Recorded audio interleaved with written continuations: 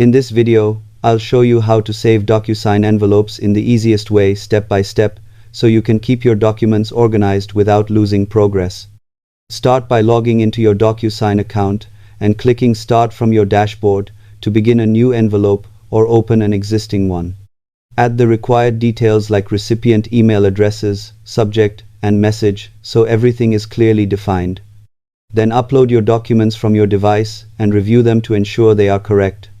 Click Next to move into the editing stage where you can adjust fields and confirm everything is properly set. Instead of sending immediately, go to the Actions menu and select Save and Close to store the envelope as a draft. This allows you to come back later and make changes or send it when ready.